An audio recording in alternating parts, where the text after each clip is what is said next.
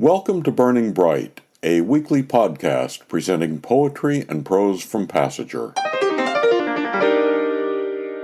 This is our first episode back after Passager's annual summer vacation, and it's our first episode back with a new editor-in-chief, Roseanne Singer.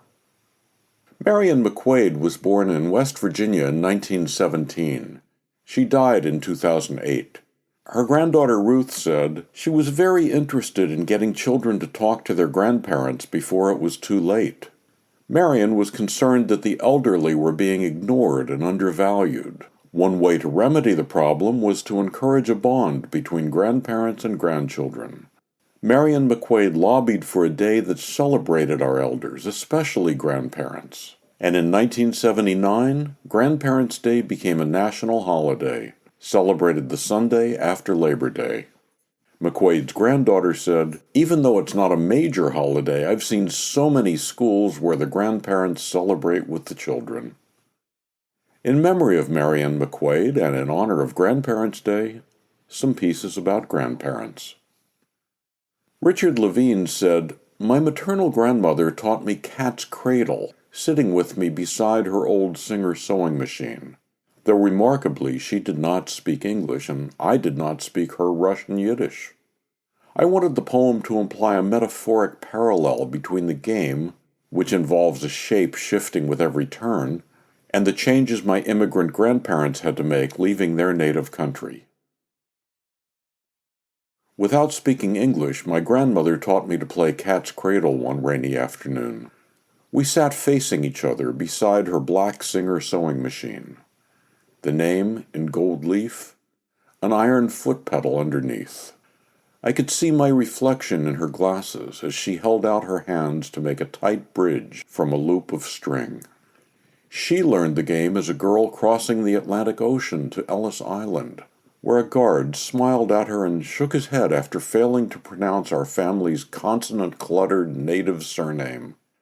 Then, smiling again, he crossed it out and wrote, Levine." From Passager, issue 75, Richard Levine's poem, Cat's Cradle. Alice Duggan's daughter-in-law bought a robot project for a little girl and her grandfather to build together. Here's Alice's poem, Her Various Spells.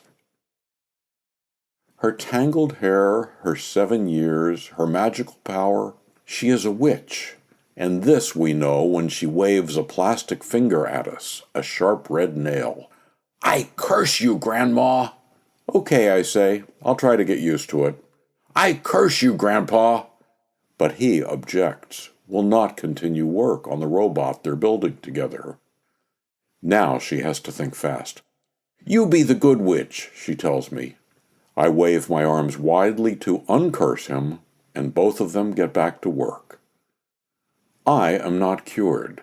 In fact, I feel well adapted to my curse. My only love was a small town wrenched from my arms.